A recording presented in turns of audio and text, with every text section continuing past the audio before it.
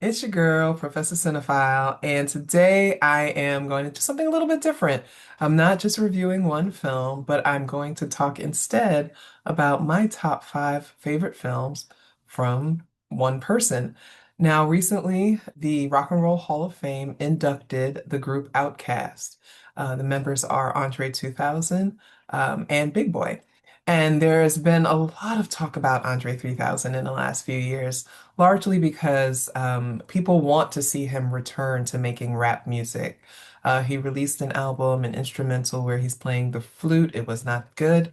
I'm just going to be honest. I think we're all going to be honest. But what I loved about it was that he decided he wanted to be honest and live in his truth. And hey, I'm all for artistic exploration. Um, but not only was Andre 3000, whose name is Andre Benjamin, and that's one of the names he goes by, at least as an actor, he was acting. And so every now and then we come across really great artists who are both great as hip hop artists and rappers and as actors. I think of Queen Latifah, I think of Will Smith, I think of Mos Def. And we could say Common, he's, kind of moved into acting. We could even look at Method Man, but if I'm talking about people that I think are really talented in both, I think that Andre 3000 is one that we can look at. And so I have a list of my top five. Now, you may disagree with me, and that's okay, but these are going to be my top five films in which Andre 3000 appeared. So there's a film that came out that I don't think a whole lot of people saw, and it was Jimmy All Is by My Side, and it was a basically a biopic about Jimi Hendrix, the musician that was popular during the 1960s, died pretty young, and then the film itself kind of takes place during a period when it was in London, and he was kind of doing his thing, and Andre 3000, of course, plays Jimi Hendrix. Now, this was directed by John Ridley. This is the same person who did 12 Years a Slave. And a lot of people have seen that film. They like, I can't watch it again or whatever. I think that John Ridley is a talented, talented, talented filmmaker. And I would love to see more from him in our modern time. So I'm gonna go check and see if he's working on things. But he did this film, and the reason it's number five is because while I loved, loved, loved Andre 3000 in it, I thought that he played a really great Jimi Hendrix. At least from what I have seen about Jimmy and what I know about him, I think that Andre 3000 was the perfect person, probably the only person who could have played that role. However, there were a lot of copyright issues, so they couldn't use any of Jimmy's music. Now, a biopic without the artist's music doesn't make sense to me. And so there's that part of me is like, why did you bother making this film? It doesn't make sense. But I have to give Andre 3000 his props. I would say that his performance would be higher up for me, but the film itself left a lot to be desired, and we just got to be honest about it. The other problem with this film, and I have this issue with biopics that do this, is that it made up stuff and it inserted things. Now we know that a lot of times biopics will say, well, it's based on the life of somebody, and so they throw in a lot of creative stuff that they just kind of make up.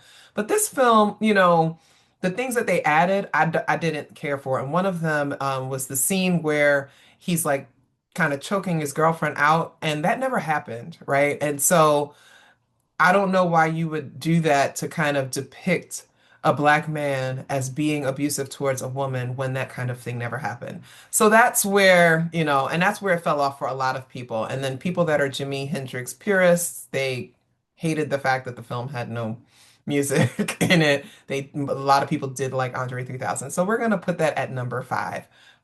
So number four is a film called High Life that not many people saw. It is an A24 production, so you know it's quirky. It's a sci-fi thriller. It's got some body horror in there. But it's also very sexy, and that's really interesting. It is made by French filmmaker Claire Denis, who said that if she ever got the chance to make a film in English or in the United States or what have you, she wanted to work with Andre 3000. This old white lady, okay, who makes French films. says she wanted Andre 3000. I think that kind of speaks to his personality, his presence. You know, Andre 3000 is known for pushing the envelope when it comes to his aesthetic, gender bending, all kinds of things, just really just being true to himself. So he caught the attention of, you know, Claire Dennis, who very well respected, well known, um, you know, all that good stuff. This film was so weird, but it's hard to turn away from it, right? Like we all have those kinds of films. He plays this guy Cherney. He is like the best friend to the protagonist, starring Robert Pattinson. Now most people know Robert Pattinson from Twilight.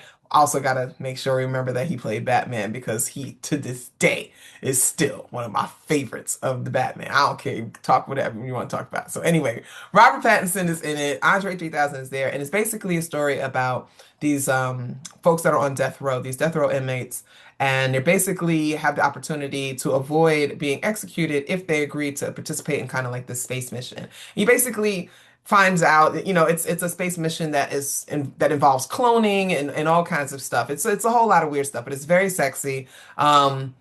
When it's not engaging in sexual assault.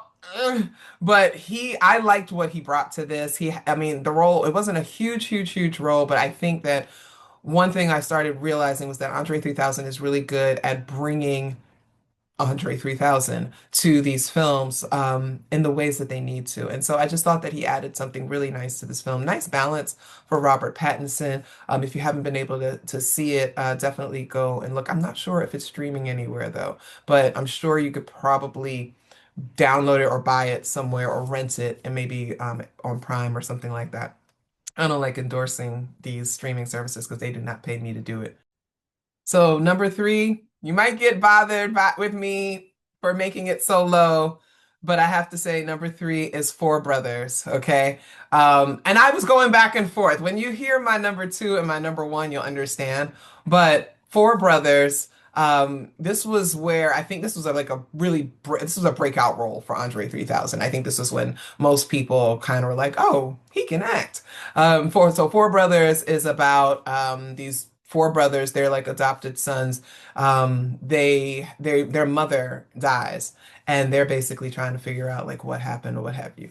Now he is the second oldest son, and he basically is like, you know, they all kind of grew up rough around the edges. They all had, you know, some hood tendencies, some criminal backgrounds, things like that. You got Mark Wahlberg in there, you got Tyrese in there, right? But he plays Jeremiah, and Jeremiah is like, look, I got a family, I got a stable job. I'm not trying to get into no nonsense or what have you. But of course, for their mother, and to his loyalty to his brothers, he kind of comes in and does it. I appreciated there. I think that Andre 3000 had some really funny moments in this film.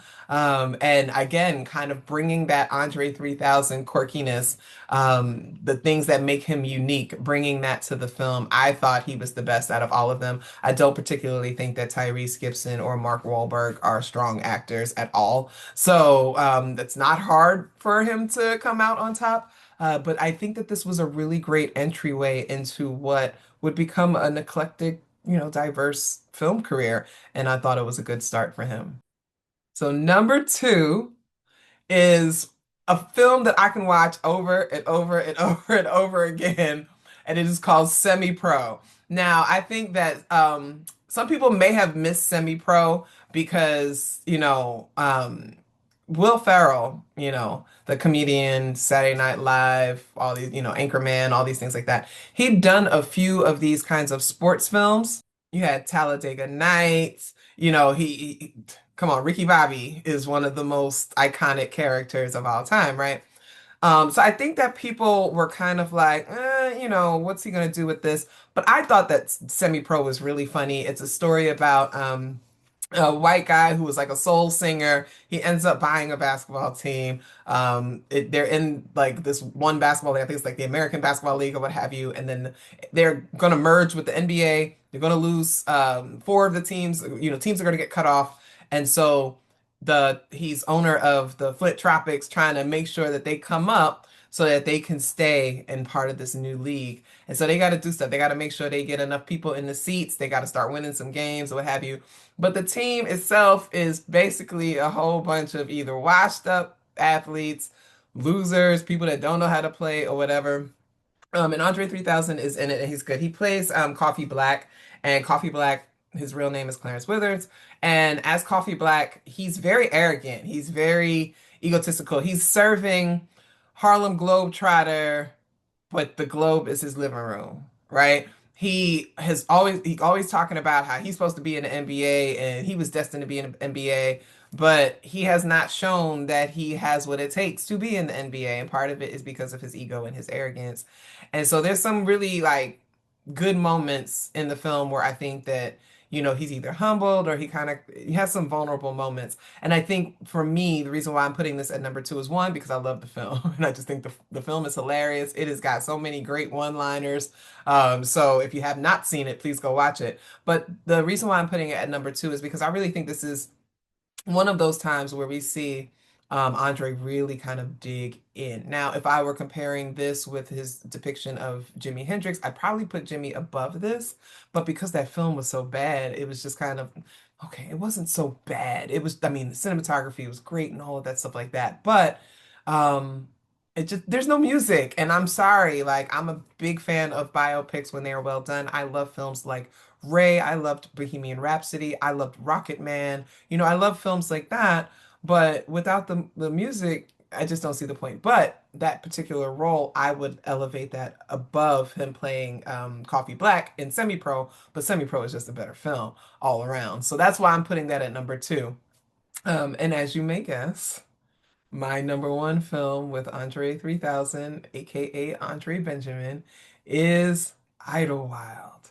Idlewild is, oh gosh, what can I say about this film? It is like cult classic. When we talk about cult classics, right? We talk about these films that, while they may not have had the mainstream success, they probably didn't get a whole lot of accolades or anything like that. They are very popular among the fans. And when this film came out, people were trashing it left and right. And I was just like, what are y'all talking about? This is a fantastic film. Like, it is a really great film.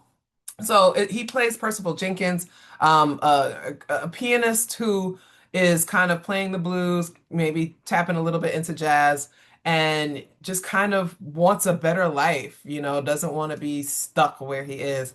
It's in Prohibition era South, and so, that's the backdrop. And so, of course, there's like criminal activity going on, hustling, selling liquor and things like that. He's not feeling like his career is going anywhere or whatever, but then he encounters this woman who can sing, and he's able to write music for her. She becomes his muse and all of that good stuff. They fall in love. It's a very nice love story. But this is a beautiful film to watch. Okay, one, it is very black. It is very black. It is very Southern. It is very hip hop. And what I really appreciated, I know we talk a lot about Sinners and how Sinners really kind of connects the musical tradition of Africans and African Americans, and kind of traces the lineage, from the original African drumming down to hip hop, right? I think that we talk a lot about that and it's great, but we really can't talk about Sinners without talking about Idlewild and the way that Idlewild presents hip hop as though we can imagine it existing at that time. And so I just thought that it was a really, really, really beautiful, beautiful, beautiful film. Loved the music. Soundtrack is fantastic. I listen to it all the time. One of my favorite songs off of there is Hollywood Divorce. That's got Lil Wayne, Andre, Snoop Dogg on there. Please go listen to it. It's one of my favorite hip hop songs of all time. Um, Paula Patton, I think she's a horrible, horrible, horrible actress. And she was terrible in this film as well. But her aside, I thought that Andre 3000 did a fantastic job as Percival. And I think it wasn't that much of a stress because he is a musician. And so sometimes when, you are a musician and you're playing a musician, there's something that you can tap into that allows you to really connect with the character. And so I think if we bring together a really great film, I mean, cinematography, beautiful shots, I mean, it just really makes Black people look beautiful and happy. And just full of life and the culture, and it captures so much of it. It's funny. It is like, I mean, Macy Gray is in it. She's hilarious. I mean, she's lost her mind. We don't talk about Macy Gray anymore, but she's in it and she was great. Big Boy was great in it. Like everybody but Paula Patton was great in this film. So, definitely if you've never seen Idlewild, and I called it back then, same way I called Electric Circus by comment. I said that that was an immaculate, amazing album, and people were trashing it. 20 years later, they realized it's a great album. I was there first. I was there with Idlewild first. I went hard for this. I tried to get everybody to go see it. People were talking so bad about it, but now all of a sudden everybody loves Idlewild and recognizes that Idlewild was a great film. Okay, fine. Whatever y'all want to do. Cool. It took you 20 years, but it's okay.